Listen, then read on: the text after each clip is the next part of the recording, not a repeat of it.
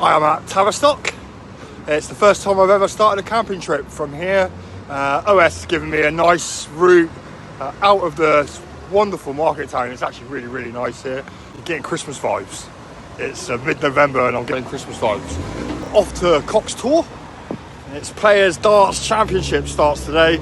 So I'm going to go and find somewhere about 450 metres up. Hopefully some snow. Going to watch the darts, and I've got a book that I really, really want to finish.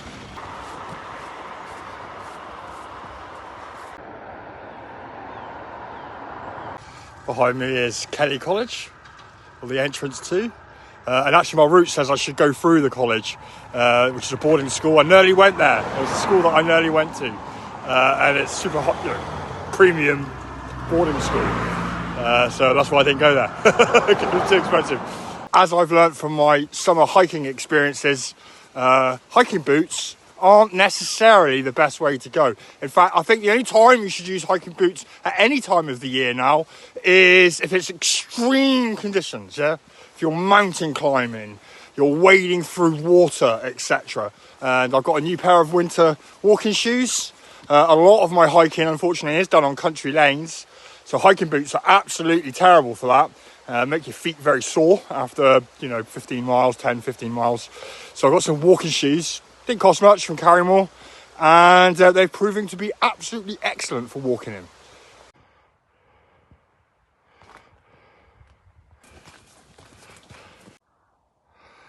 That is Cox Tor. It's about 440, 450 metres up from where I am. About to walk through a farmer's field. It's probably about a 200 metre climb, maybe a bit more. And I've got 13 kilos on my back. For a 47-year-old man like me, that will be a bit of a climb. And you will also notice the long hair has gone. I gave in and I cut it all off.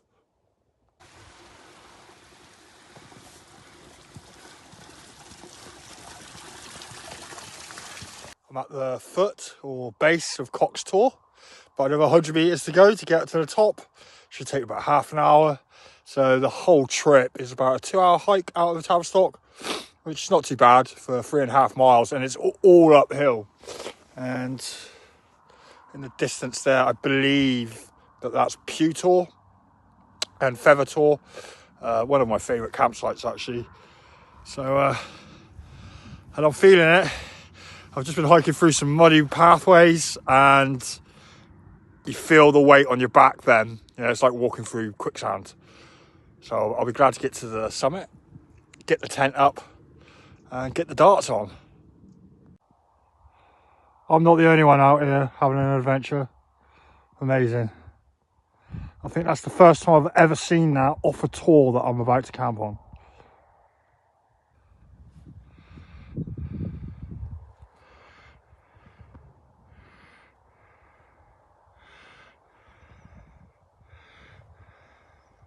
Behind me is the summit of Cox Tor.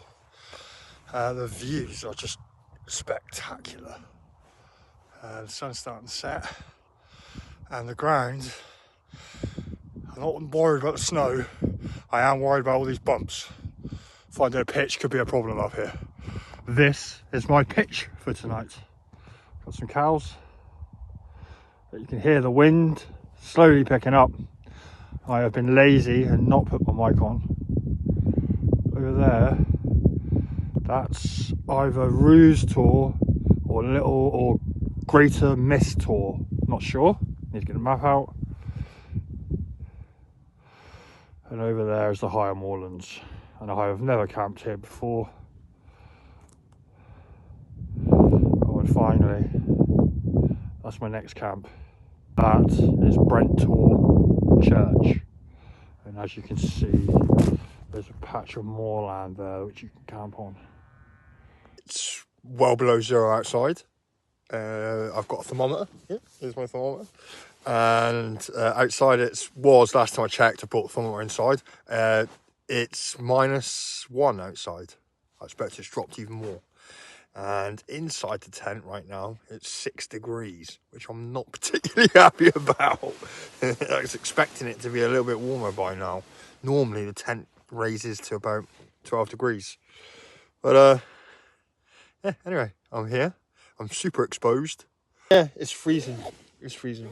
I'm literally shutting all the air vents at the moment in the hope that it will warm up a bit.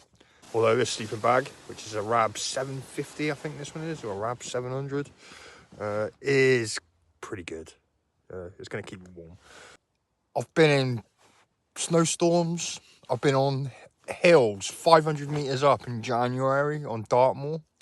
And I think this is the coldest I've ever felt on a camp. And I'm not in a, massive tent. No, I was in a Lie 3, which is a huge tunnel tent on the side of a hill in Dartmoor in January. And it doesn't feel as cold as it does today. Back to the darts. And all the seeds are tumbling. And you love to see it. You love to see the underdogs coming through. And the Players' Championship darts at the end of the season is one of those tournaments where the underdog can shine. And I do like an underdog. Chuffing freezing tonight.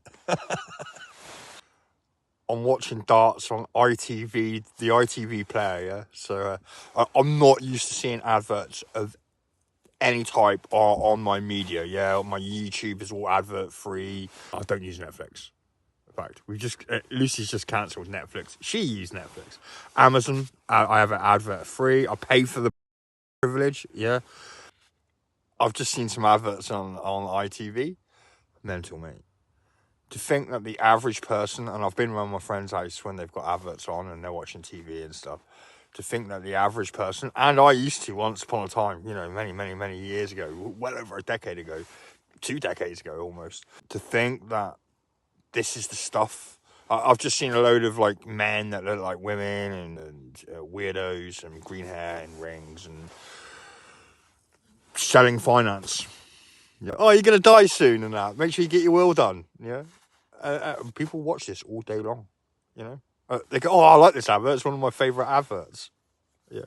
People watch this all day long. And you wonder why there's a problem with the world. I think one of the major problems that dominates our culture and society in general is the fact that businesses can just advertise 24/7 on TV. And you might go, oh, well, that makes sense. You've got to advertise, etc., etc. Nah. You are the product. Yeah? You are the product, quite clearly. And to see, ITV promoting transgenderism or, how can we profit off your death? Or look at this little black person in Ethiopia. Yeah? Send us your money. Stuff like that is it should be forbidden. That's what Ofcom should be focusing on, yeah. And the bias and the propaganda of the mainstream media, like the BBC, who's in trouble lately. That's what Ofcom should be focusing on. And I'm going to have to be subjected to this insanity. That's the only word for it. The advertising companies, the advertising world has become insane, and you are the product. Anyway, I'm going back to my darts. Seriously, Durex advert. There's just been like a Durex advert on ITV, yeah? Because it's all part of the agenda. And there are black people everywhere. White people are the weak people. The white boy's getting smacked in the head, like jokingly, by the little black kid. And the white boy's got the broken arm. The white man's got the bad back when he's looking to the black lady to help him. This is all in the adverts. This is just in one little segment. One little segment in between 2 darts matches. Yeah, the propaganda is off scale. Yeah, it's clergy. That's what it is. Yeah, trying to convince you that all these people amongst us is normal when it isn't. It isn't normal. I've had to come up on a hill to get away from it. And all I want to do is watch some darts. And bang, yeah, here's the message. I could go into the people in darts as well, yeah. The most manly of sports, yeah. Pub sport, old school. Yeah, old school. That's how cold it is. I mean, that's quite cold to touch. It's 7 degrees. And LGBTQ is infiltrating its way. The agenda, the message, the rainbow people. It's infiltrating its way. Yeah. I'm not going to talk about the guy who'll umpire, the final, or the fact that there's, one of the best women's players is a man. Yeah. This is the agenda. You cannot escape it. Yeah. Not even when you want to go and watch darts on top of a giant hill in what is now winter, and you still can't escape it. There are people outside. It is just gone 8 o'clock, and I didn't expect to hear people up here, because it's below zero outside. You can hear them crunching in the snow and stuff. But I assume worked out they were English. But yeah, I think they've moved on. Yeah, because the ground, I've got one of the only good spots up here. Because the ground's really, really, really bumpy, so it's difficult to put a tent up. Can you hear that? These are the strongest winds I've ever camped in, and it's gusting at 40 mile an hour outside. I didn't expect it to be quite that high. I knew there was going to be winds. I'm exposed as well. The tent is just rock solid, and it's also very, very heavy weight. About 3 or 4 millimeters per hour, so that's 4 liters of water for every square meter per hour. So that's what it's raining at the moment. And I've not used the mic for this little trip at all. You can hear that wind, and it's been going all night from about midnight. So I haven't actually slept that well. So I was going to stay here this morning and read my book. And the book that I'm reading, I may as well show you it, because I'm probably not going to stay here now. So the book I'm reading is The Roadmap by David Icke. And it's only actually available on pre-order. So I'm very, very lucky to have a copy. And I'm about 3/4 of the way through it. And it's a good book. I have to say it's a good book. I don't agree with 100% of everything that David Icke says, some of the esoteric stuff. I'm not well enough versed in it all to have a true opinion. But, the rest, he obviously nails it. And he has taken everything all the way from the Khazarians up to where we are now with what's going on in the Middle East, Russia and Ukraine, digital ID, AI, his favourite Elon Musk, and not only that, you see the artwork. The artwork in it is incredible. I spent the first couple of hours, once I got hold of this book, just studying the artwork. I would love to have that framed and on my wall in my little studio, my little office. So, yeah, The Roadmap, Escaping the Maze of Madness by David Icke. I highly, highly recommend it. I'm very fortunate to get an early copy to read, and it's available now for pre-order on Iconic. So there's a bit of a free plug there for David Icke. So, and that's what I've come out here to do. But, I mean, I've just have to, I think I'm going to have to pack down at some point in the next 2 hours and get off this hill and get back to Tavistock or to Yalverton and make my way home and call it a successful test of the tent. Now, I've just been outside and the weather is absolutely horrendous. 10 meters visibility.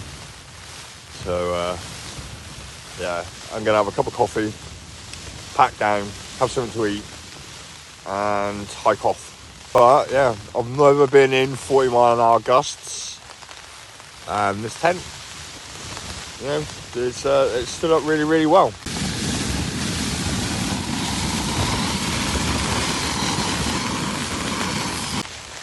Cheers.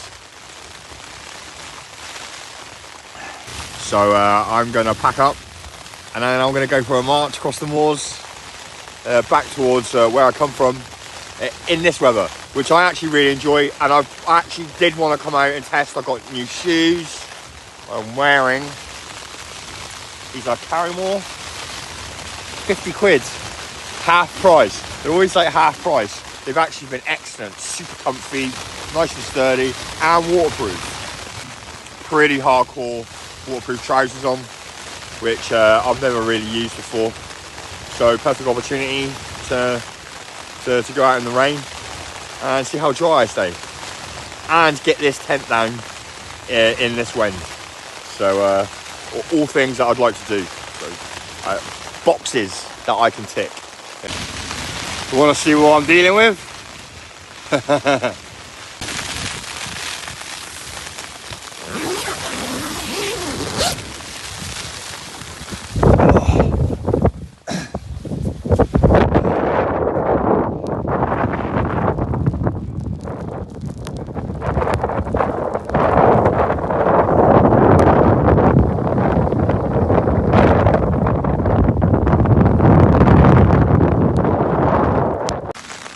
Filthy weather out there.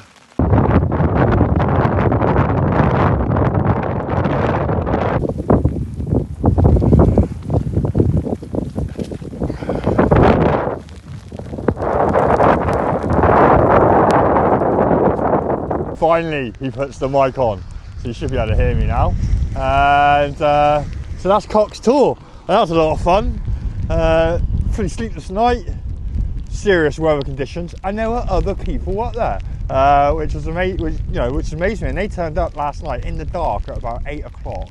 I could hear them crunching through the snow, and they scared the life out of me at first, because I was like, "Who are they? What are they doing? What's someone doing up here at this time of night?" You know, even though I was in a tent. And now there are people on their way up to go and camp.